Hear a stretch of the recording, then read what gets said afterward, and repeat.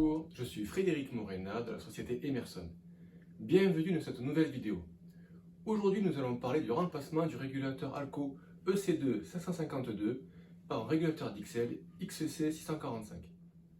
Commençons par ce qui est contenu dans le kit XC 645, dont le code article est le 807 722. Donc, dans ce kit, nous avons la documentation, le régulateur XC 645 qui est emballé. On a ensuite les connecteurs qui vont se mettre derrière, donc le gros connecteur ici et le petit connecteur là. Nous avons ensuite une série de petits connecteurs qui viennent se connecter sur ces broches ici et les petites broches en bas. Et pour terminer, donc, nous avons les deux petits clips pour fixer le régulateur sur le panneau. Intéressons-nous maintenant à ce qui est identique aux deux régulateurs. Les régulateurs EC2 552 et XC 645 utilisent les mêmes signaux de pression. C'est du 420 mA. Donc les capteurs HP et BP utilisés avec l'EC2 peuvent être conservés. Ils viennent de 12-13 et 14-15 et vont vers 5-6 et 6-7 avec 6 en commun. Il en va de même avec la sonde de température de refoulement du scroll digital qui est une NTC 86K. Elle est compatible aux deux régulateurs. Elle vient de 20-21 et va vers 3-4. Ensuite, il y a la sortie pour le pilotage du ventilateur. C'est un signal 0,10 V pour les deux régulateurs. Elle vient de 5-6 et va vers 23-24. Ce signal peut être envoyé vers un variateur de vitesse ou directement vers des ventilateurs type EC. L'alimentation électrique en 24 V est également identique pour les deux régulateurs. Elle vient de 3,4 et va vers 1,2. On va également conserver la bobine de modulation du scroll digital en 24 V qui vient de 1,2 et qui va vers 17,19. Pour finir, on va réutiliser les contacts de la chaîne de sécurité des compresseurs 1 et 2, venant de 16,17 et 18,19 et allant vers 10,13 et 10,14 avec 10 en commun. Passons maintenant à ce qui change entre les deux régulateurs. C'est principalement concentré sur les sorties pour alimenter les contacteurs. Sur l'EC2, la phase arrivant en 9 était en 230 V et on alimentait le compresseur 1 entre 9 et 10 et le compresseur 2 entre 9 et 7. Sur le XC 645, l'alimentation se fait en 24 V sur la borne 17 et on va alimenter les contacteurs entre 17 et 15 pour le compresseur numéro 1 et entre 17 et 16 pour le compresseur numéro 2.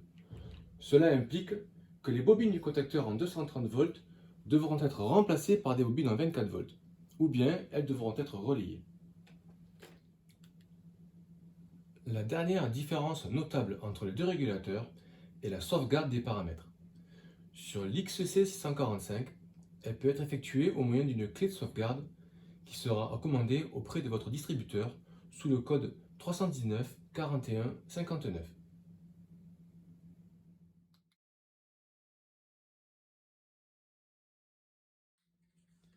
Pour accéder au point de consigne, il suffit d'appuyer sur la touche 7.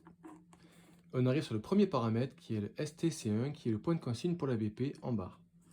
On modifie avec les flèches et on valide avec 7. Et ensuite on passe au paramètre SETF qui est le paramètre de point de consigne HP.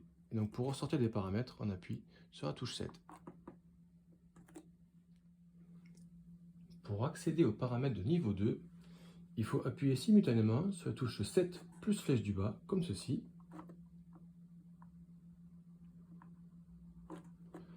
Ensuite on va sur le paramètre PR2 et le mot de passe c'est 3210.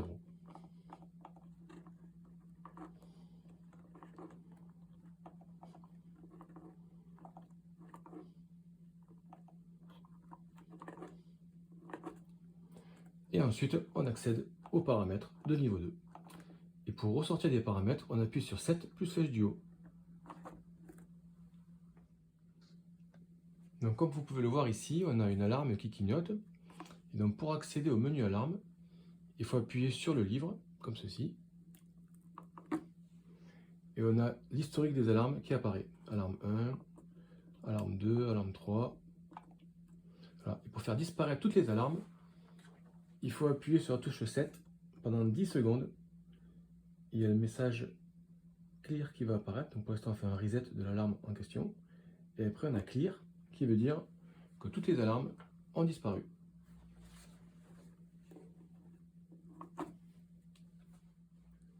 Pour finir, je vous montre comment on accède au menu rapide et donc faire afficher toutes les valeurs mesurées par le régulateur.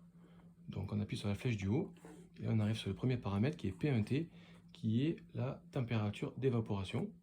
Donc si je rappuie sur la flèche du haut, je vais sur le paramètre P1P qui est là et la lecture de la pression. Voilà. Ensuite on a P2T qui est la température de condensation et P2P la pression.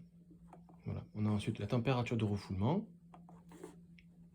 exprimée aussi en pression. On a la puissance du scroll digital en pourcentage, la vitesse des ventilos. Et pour ressortir, on fait 7 plus flèche du haut. Cette vidéo touche à sa fin et je vous remercie de l'avoir suivie. Encore une fois, j'espère qu'elle vous a plu et qu'elle vous sera utile. N'hésitez pas à vous abonner à ma chaîne YouTube et je vous dis à bientôt pour une prochaine vidéo. Bye bye!